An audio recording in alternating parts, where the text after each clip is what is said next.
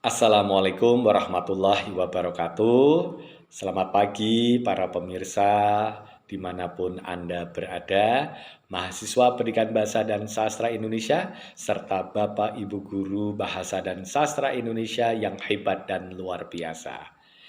Nah, Bapak Ibu dan para pemirsa yang saya hormati, pada kesempatan hari ini kita akan berdiskusi tentang kesiapan kita sebagai seorang pendidik untuk menghadapi pembelajaran di abad 21 ini. Nah, para pemirsa yang berbahagia, kita tahu ya, saat ini era revolusi industri 4.0 itu sudah terjadi di negara yang kita cintai ini, di negara Indonesia. Tatanan kehidupan senantiasa memanfaatkan perkembangan teknologi. Ya, contohnya saja, kehidupan sehari-hari kita tidak akan lepas dengan yang namanya internet. Kemudian big data. Itu senantiasa kita dapatkan, kita temui dalam kehidupan sehari-hari. Karena apa? Pemanfaatan teknologi, perkembangan teknologi akan syarat hubungannya dengan pemanfaatan internet dan juga big data. Nah, di sini, di dalam pembelajaran kita, kurikulum merdeka ini juga digunakan untuk mempersiapkan pembelajaran di abad 21. Nah, karakteristik dari pembelajaran abad 21 itu juga berkaitan dengan pemanfaatan dari sarana teknologi informatika. Berkaitan dengan perkembangan teknologi informatika yang ada di negara kita. Nah, oleh karena itu, kita sebagai seorang pendidik juga harus memanfaatkan perkembangan teknologi informatika itu dalam pembelajaran sehari-hari. Supaya apa? Pembelajaran yang kita lakukan ini benar-benar bisa sesuai dengan karakteristik peserta didik kita, sesuai dengan siswa kita, dan juga sesuai dengan perkembangan zaman. Artinya, apa yang kita sampaikan benar-benar disukai, diminati oleh anak didik kita. Nah, para pemirsa yang berbahagia, kalau kita menggarisbawahi dari Undang-Undang Guru dan Dosen, bahwasanya guru dan dosen itu merupakan jabatan yang profesional. Jabatan profesional itu akan dapat tercapai ketika dosen itu memiliki 4 kompetensi, yaitu kompetensi pedagogik, kompetensi profesional, kompetensi sosial, dan kompetensi kepribadian. Nah, hal ini ya juga sependapat dengan yang disampaikan oleh Ketua Adopsi kita, Bapak Dr. Muhammad Rohmadi, ya, yang mana beliau juga menjelaskan tentang profesionalisme. Assalamualaikum warahmatullahi wabarakatuh.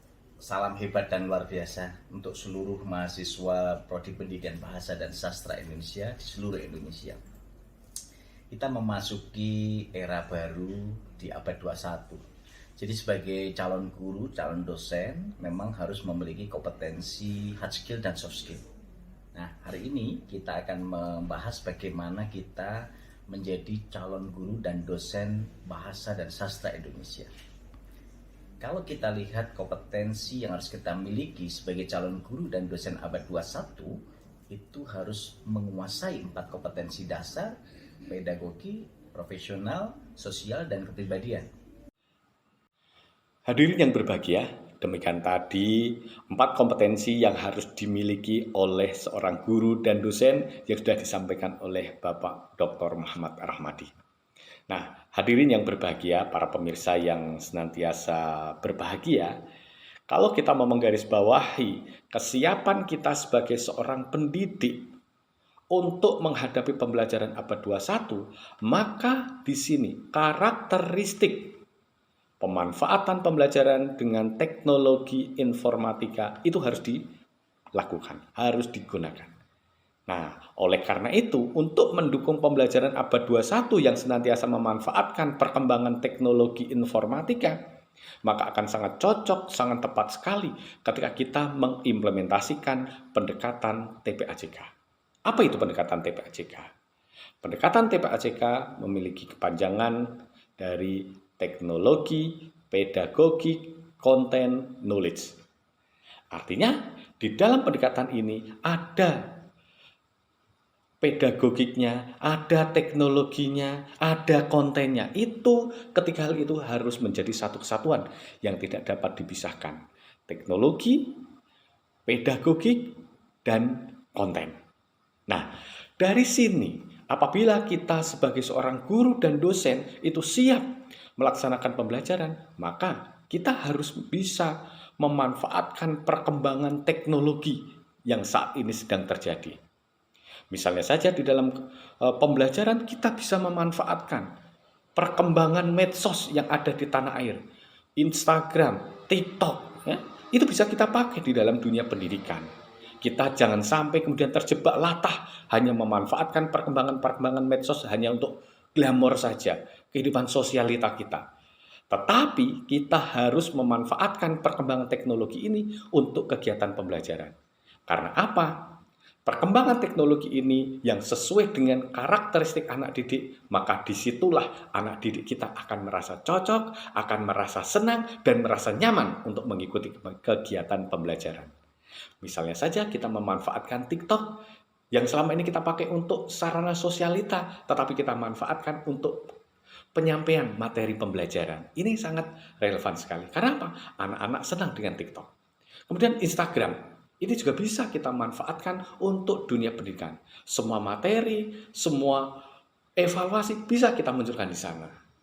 Google Classroom juga demikian. Ataupun Mentimeter, Kohot, itu bisa kita manfaatkan untuk kegiatan-kegiatan evaluasi, baik itu pretestnya maupun nanti posttestnya. Inilah perkembangan teknologi. Atau kalau dalam TPACK dikenal dengan teknologi knowledge. Kemudian pedagogik. Nah, ketika kita melaksanakan suatu pembelajaran, pasti kompetensi pedagogiknya itu akan kita munculkan. Harus kita miliki.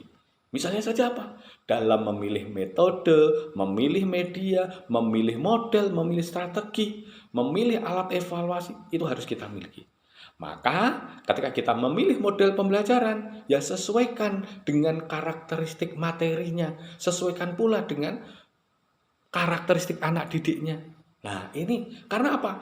Tidak semua model itu cocok untuk semua materi. Satu model untuk semua materi nggak bisa. Maka harus kita sesuaikan dengan karakteristik materi dan juga karakteristik siswanya. Kemudian yang ketiga, berkaitan erat dengan kontennya. Nah, konten itu terkait dengan isi. Maka ketika kita mau mengajar, ya kita harus memiliki kompetensi profesionalismenya, kompetensi profesional, yaitu penguasaan materi yang akan kita ajarkan. Misalnya saja ketika kita akan mengajarkan tentang ciri kebahasaan suatu teks, maka disitulah harus kita miliki. Jangan sampai ketika kita nanti menjelaskan atau berdiskusi dengan anak didik kita salah dalam menjelaskan. Kita salah dalam membuat penegasan kepada anak didik. Pada saat kita melakukan kegiatan pembelajaran dengan memanfaatkan pendekatan TPACK, maka kontennya, teknologinya, pedagogiknya itu menjadi satu kesatuan yang tidak dapat kita pisahkan. Artinya, kita ketika menggunakan TPACK ini, maka harus siap sarana pembelajarannya, harus siap metodenya, harus siap medianya, harus siap pula materi yang mau kita ajarkan, harus siap pula teknologinya yang akan kita gunakan di dalam kegiatan pembelajaran. Artinya, ketika kita memanfaatkan teknologi pedagogik content knowledge, maka disitulah implementasi kita sebagai guru profesional itu dapat terpenuhi. Karena apa?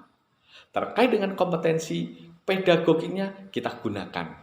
Kompetensi profesionalnya itu juga kita gunakan. Nah, oleh karena itu, pendekatan TPACK ini sangat cocok untuk kita gunakan di dalam pembelajaran abad 21. Yang mana pembelajaran abad 21 menekankan pada pemanfaatan teknologi informatika. Maka pemanfaatan teknologi informatika ini akan relevan dengan technological knowledge-nya. Ya, ini akan sangat cocok untuk kita praktekkan. Oleh karena itu, silakan Bapak Ibu guru yang hebat dan luar biasa, calon guru yang hebat dan luar biasa pula, mahasiswa pendidikan bahasa dan sastra Indonesia, silakan pada saat nanti melakukan kegiatan pembelajaran, jangan lupa implementasikan pendekatan TPACK, Technological Content Knowledge. Ya, technological, pedagogical, content knowledge. Terima kasih. Wassalamualaikum warahmatullahi wabarakatuh.